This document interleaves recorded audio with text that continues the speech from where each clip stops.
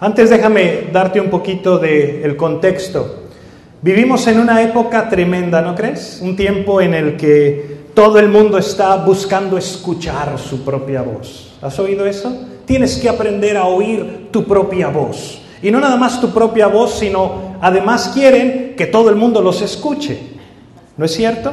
Hay voces por todos lados, hay diferentes puntos de vista por aquí, diferentes puntos de vista por allá.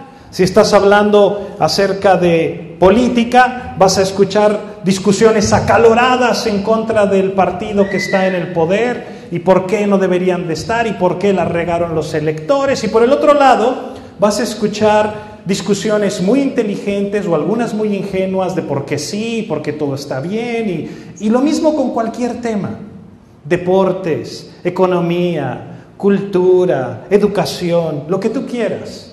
Cientos de miles de voces, ideas por todos lados. Pero donde la cosa se complica es donde a ti se te ocurre comentarle a alguien que vas a empezar algo nuevo.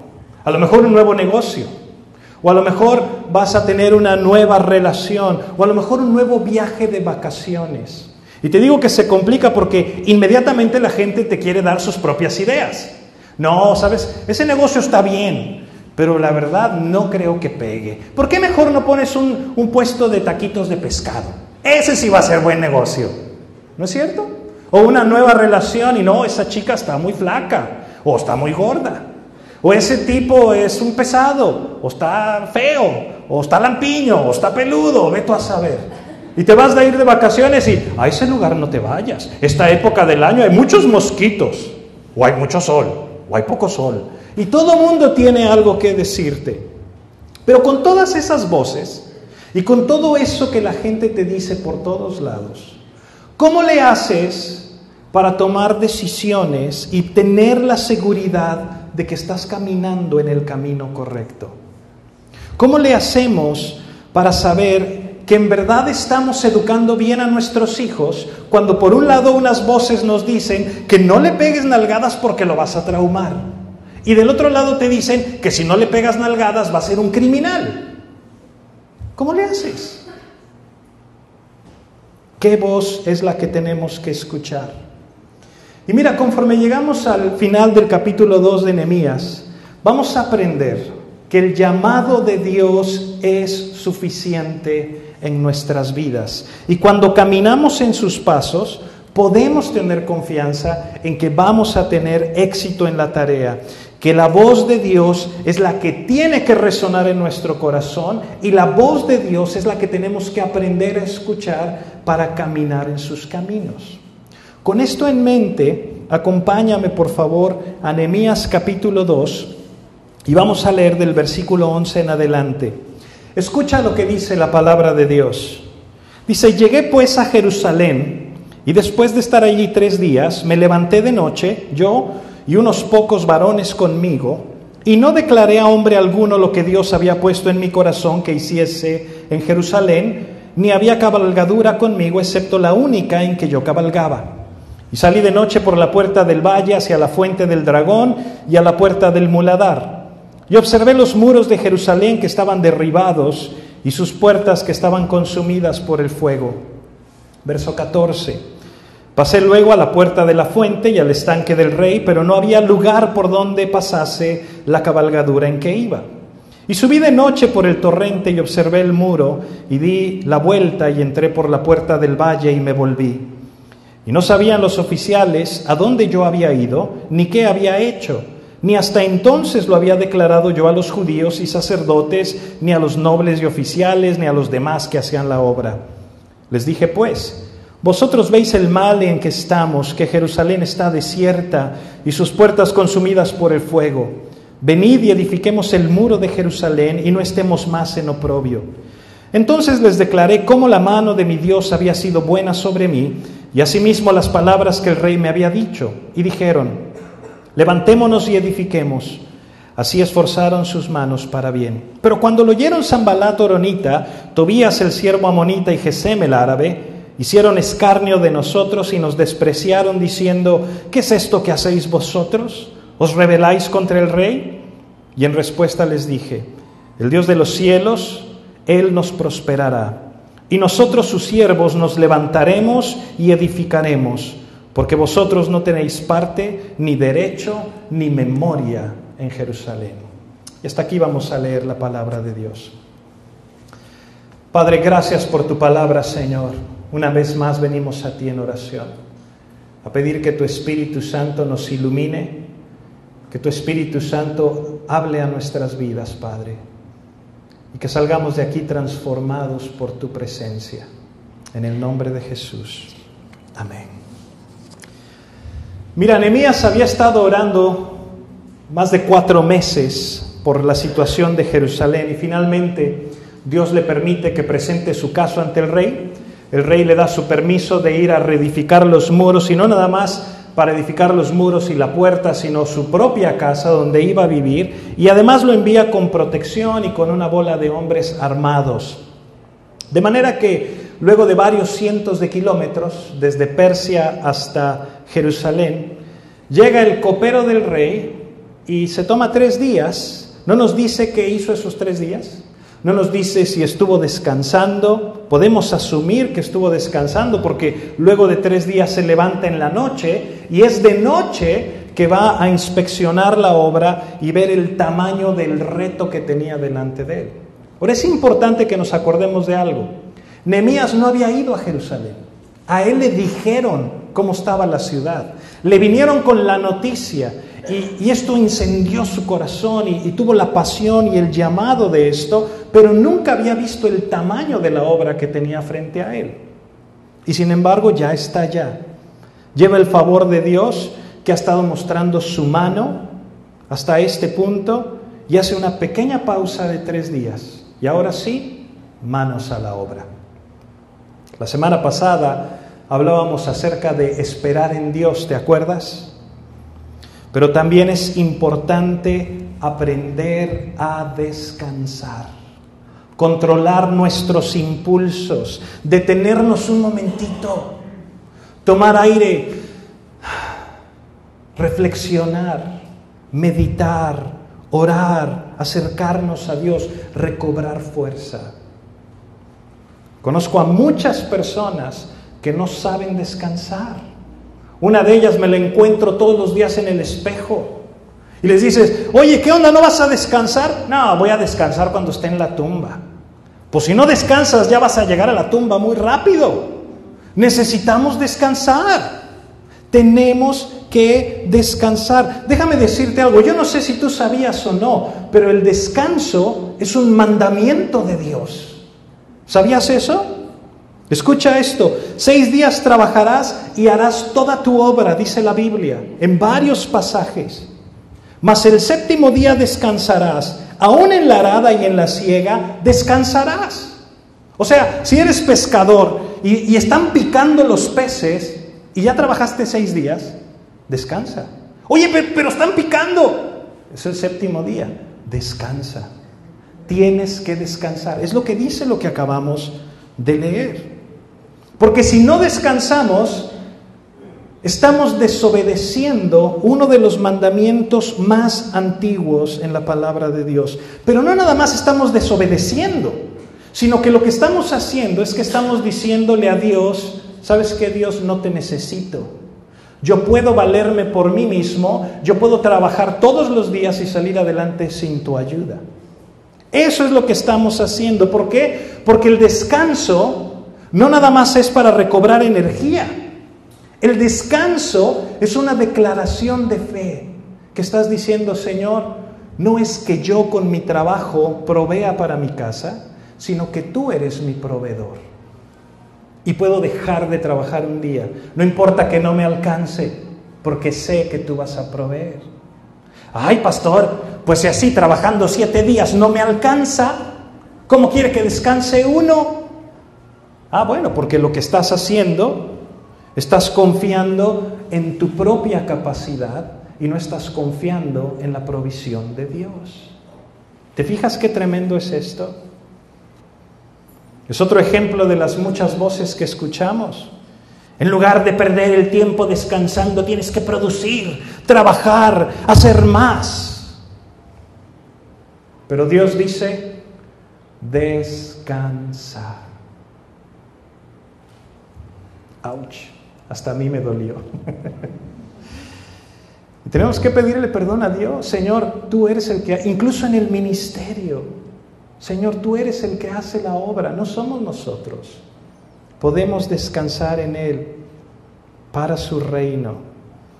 Nehemías se avienta 3 días y después de ese descanso toma un puñado de hombres nada más con él y un solo caballo donde va él. No lleva más caballos, yo me imagino que para no hacer escándalo, para no despertar a la gente, anda de noche. Dice el versículo 12 que no le dijo a nadie lo que Dios había puesto en su corazón que hiciera en Jerusalén. Y la Biblia no nos dice por qué Nehemías hace esto. Podemos especular muchas cosas. A lo mejor no quería que se corriera la voz y que los enemigos llegaran y trataran de impedir la obra. A lo mejor no quiso decir nada para evitar todas esas voces de cómo se te ocurre venir a levantar los muros, no vas a poder, esto es muy difícil, somos bien poquitos. Voces que llegan a descorazonarte. ¿Te acuerdas en el Nuevo Testamento de un hombre que se llamaba Jairo? Jairo era el principal de la sinagoga y tenía una hija que estaba muy enferma y estaba a punto de morir. Y entonces oye que está Jesús por ahí y va a buscar a Jesús. Y viene con Jesús y le dice: Señor, mi hija se está muriendo, ¿puedes venir a mi casa a orar por ella? Sé que la puedes sanar. Y ahí va Jesús con Jairo, pero ¿qué crees? A la mitad del camino a una señora se le ocurre tocarle el manto a Jesús y ser sanada de flujo de sangre. Pero Jairo está desesperado: Señor, mi hija se muere, vámonos. Y Jesús se detiene: ¿quién me tocó? Y empieza a platicar con la señora, con la viejita. Imagínate a Jairo, o sea, ya señora, cúrese o muérase o algo, pero vámonos. ¿Me explico? Mi hija se está muriendo. Y en eso está cuando llega alguien y le dice: Jairo, ya no molestes al maestro, tu hija ya se murió. Y voltea el Señor en Marcos 5:36 y le dice a Jairo: no temas, cree solamente. Y empiezan a caminar y cuando llegan a su casa ven a toda esa gente de luto, siguiendo los rituales cuando alguien moría, llorando. Y Jairo se le apachurra su corazón y le dicen: ya está muerta. Y el Señor dice: no está muerta, está dormida. Y se burlan de Él. Y todas esas voces están ahí tratando de descorazonarnos. Muchas veces Dios nos dice algo con tal claridad como a Jairo: tu hija no está muerta. Pero todo el mundo nos dice lo contrario. A veces Dios te dice: no te desanimes, tu esposo va a venir a los pies de Cristo, no dejes de orar. Te asegura Dios que está contigo, que no importa los problemas, que Él está ahí, que no debes temer, que Él te tiene en tus manos, que te va a llevar a donde te ha llamado. Pero escuchamos las voces ajenas mucho más que las voces de Dios. ¿Te fijaste lo que dice Nehemías aquí? Que dice que no le declaró a nadie qué, lo que Dios había puesto en su corazón. ¿Quién lo puso en su corazón? Dios. Si algo tenía claro este hombre, es que Dios es soberano y que Él había puesto estos deseos en su corazón, que el Dios del cielo estaba en control, que está en control. Cuando él escuchó esa noticia de Jerusalén y se le apachurró el corazón, él sabía que era Dios el que estaba poniendo eso en su corazón, una carga por la ciudad de sus padres. ¿Y tú? ¿Cuándo vas a creer que Dios te dio los hijos que tienes porque el Todopoderoso cree que tú eres la persona indicada para educarlos? ¿Cuándo lo vas a creer? ¿Cuándo vas a creer que en la sabiduría de Dios Él permitió que crecieras en la familia que creciste, disfuncional o no, para que fueras quien tú eres, para que conocieras al hombre o a la mujer que conociste y te casaras con ella dentro del propósito de Dios, independientemente de cómo la conociste? Es Dios quien pone esas cosas en nuestro corazón. Deja de andar dudando, deja de andarte preguntando: ay, ¿y si me equivoqué? ¿Y si no era el hombre que Dios tenía para mí? ¿Y si no era la mujer que Dios tenía para mí? ¿Y si echo a perder a mis hijos? No los vas a echar a perder. Mira, las personas que se preguntan, ¿y si echo a perder a mis hijos? Es porque les importa. Es porque van a hacer todo lo que esté en sus manos y a su alcance para educarlos como Dios manda.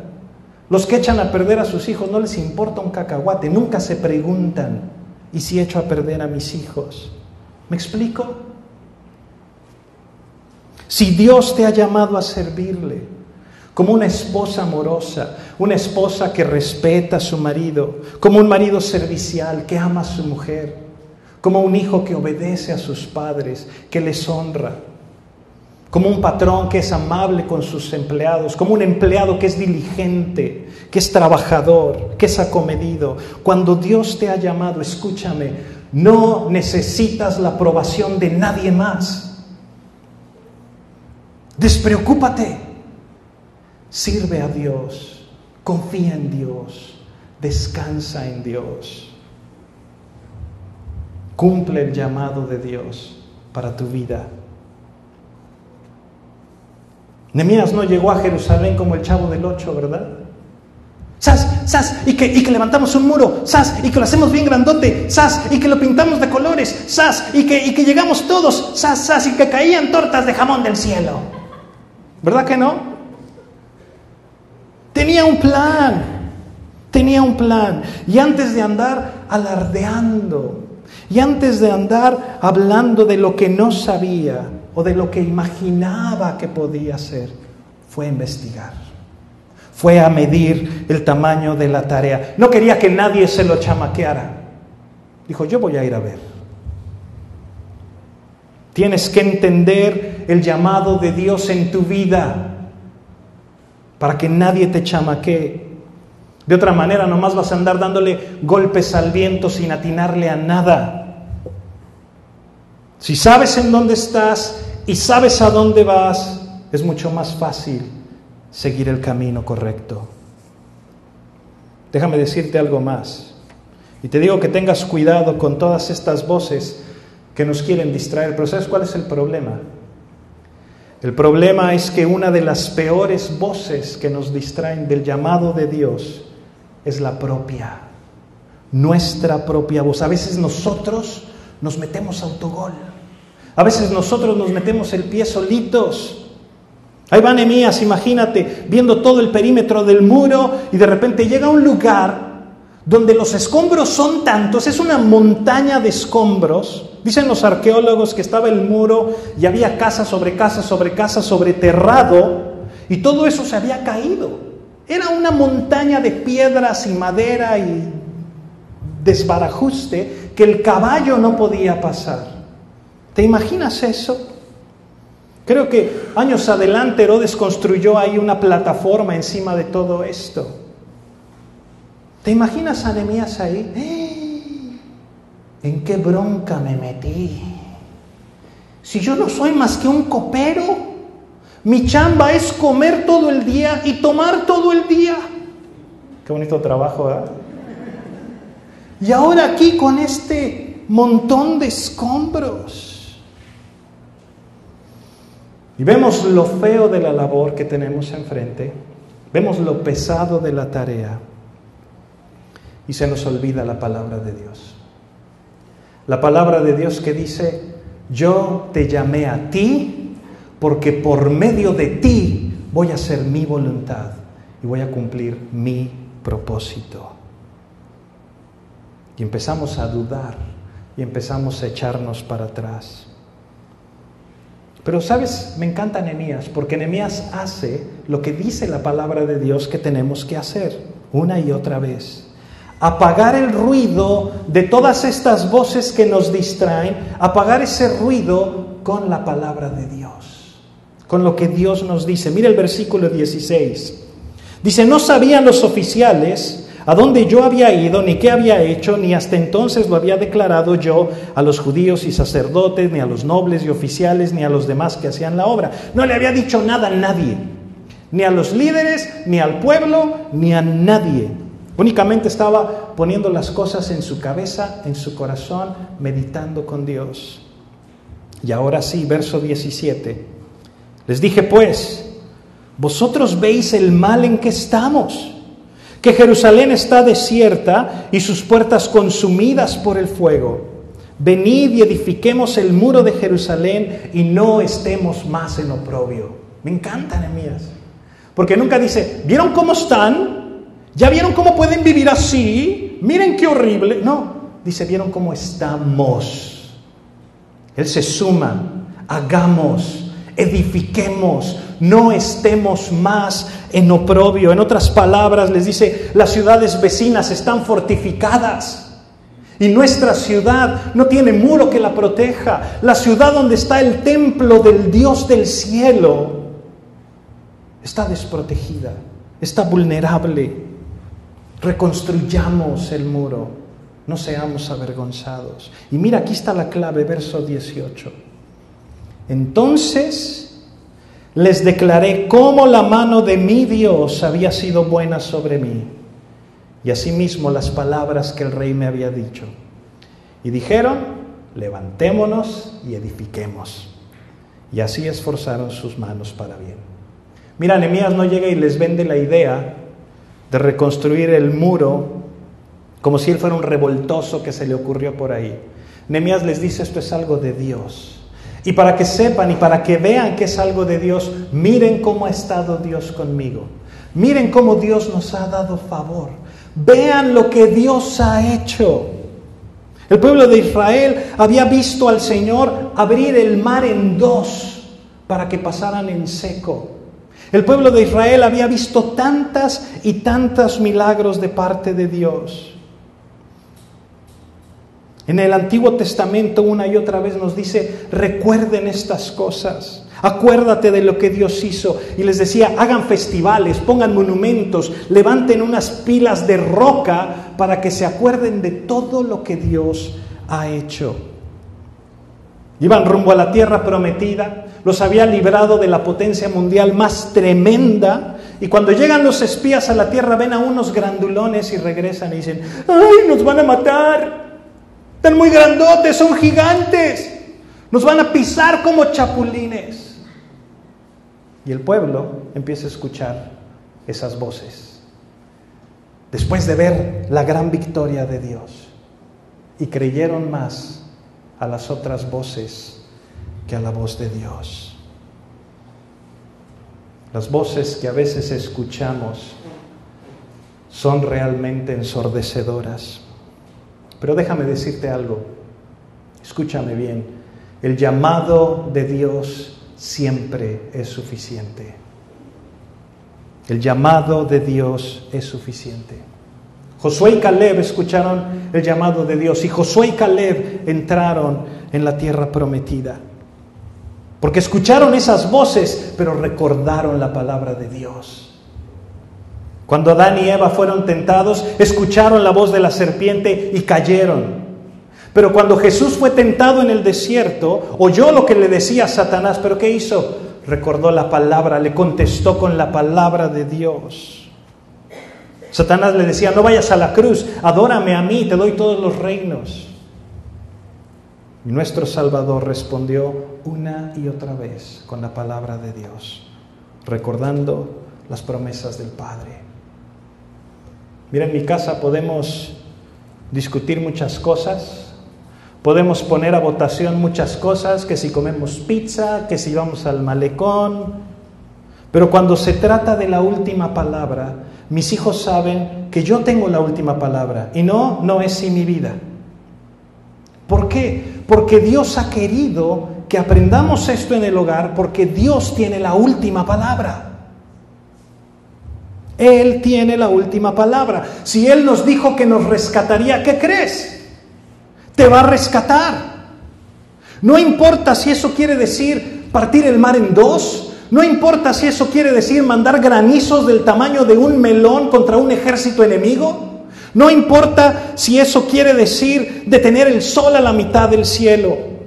O hacerse hombre y venir y morir en una cruz y resucitar al tercer día. Si Él dijo que lo iba a hacer, lo va a hacer. Él tiene la última palabra. Por eso te digo que el llamado de Dios es suficiente. Deja de pelearte con todas esas voces diferentes. Aprende a reconocer la voz de Dios, aprende a distinguir lo que dice en su palabra, su llamado. Echa toda la carne al asador, porque Dios no es hombre para que mienta, ni hijo de hombre para que se arrepienta. Estás ahí. Y qué lindo sería que no hubiera oposición en este mundo, ¿verdad? Que no hubiera enemigos de Dios. Pero mira el verso 19. Cuando lo oyeron Sanbalat horonita, Tobías el siervo amonita y Gesem el árabe, hicieron escarnio de nosotros y nos despreciaron diciendo: ¿qué es esto que hacéis vosotros? Os rebeláis contra el rey. Nunca falta la piedrita en los frijoles, ¿verdad? Se suponía que Sanbalat y Tobías eran del mismo equipo, eran samaritanos, pero eran siervos de Dios, envidiosos, opositores, y así son los envidiosos y los opositores, nunca hacen nada, siempre hablan y hablan y hablan y nunca hacen. Ellos prefieren las cosas como están, no le muevas. Yo prefiero mi círculo de poder, mi coto de influencia, pero que nadie se meta, que nadie me agite las aguas. Mientras otros que no sean ellos prosperen, que nadie más prospere, que nadie más florezca, que nadie más alcance el llamado de Dios. Mira, cuando Dios derrama su favor sobre una persona, nunca faltan los celosos, los envidiosos que quieren ahogar la obra de Dios. Pero déjame decirte algo, no se dan cuenta que no están peleando contra ti, están peleando contra Dios. Pero también déjame decirte algo, es un llamado de atención para nosotros también. Porque si tú eres de los que le dan celos o envidia el éxito de las demás personas, es porque seguramente estás demasiado cómodo, seguramente estás demasiado desocupado criticando a los demás cuando deberías de estar construyendo el llamado de Dios sobre tu vida. Si estás cumpliendo el llamado de Dios, créeme, no te queda tiempo para andar criticando a nadie. Tus ojos están enfocados en Él. Tu esfuerzo está enfocado en cumplir lo que Él te llamó a hacer. Vas a estar tan enfocado en que Dios se glorifique por medio de ti, que no vas a estar preocupado por lo que hagan o dejen de hacer los demás. Esa gente no nada más impide la obra de Dios, quiere amedrentar. Años atrás con Esdras dijeron: se están rebelando contra el rey, y les detuvieron la obra. Y ahora vienen con la misma. ¿Qué? ¿Se están rebelando contra el rey? Quieren meter miedo, quieren hacerte correr, que hagas lo mismo que ellos, o si no estás en su contra. Pero escucha, el llamado de Dios es suficiente. Mira cómo se trata con este tipo de gente. Cuando alguien se levanta en contra de la obra de Dios intencionalmente, no hay medias tintas. No hay con que, ay hermanito, ay hermanita. Cuando alguien se opone a la obra de Dios tan clara y tan evidentemente como aquí, se les dicen las cosas tal y como son. ¿Te acuerdas cómo viene Pedro y le dice a Jesús: Señor, no vayas a la cruz? ¿Y qué le dijo Jesús? Ay, Pedrito, tan lindo. Mira, yo creo que tu corazón de pollo no está entendiendo las cosas. Y es que me quieres mucho, Pedrito, pero no es así. ¿Así le dijo? ¿Qué le dijo? Apártate de mí, Satanás.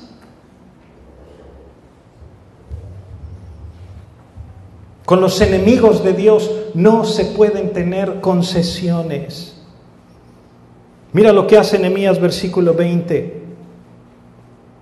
En respuesta les dije: el Dios de los cielos, Él nos prosperará, y nosotros sus siervos nos levantaremos y edificaremos, porque vosotros no tenéis parte, ni derecho, ni memoria en Jerusalén. Los puso en su lugar, pero además de que los puso en su lugar santamente. No les dijo: yo soy Nehemías y conozco Artajerjes y traigo permiso y credenciales. No.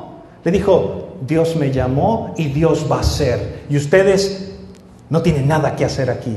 Ni son parte de nosotros, ni han hecho nada por Dios, ni tienen nada que ver en este momento, ni siquiera van a tener memoria en Jerusalén.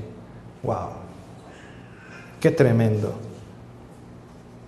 Estos opositores no eran ni sacerdotes, ni miembros de la congregación, ni habían hecho nada por Dios.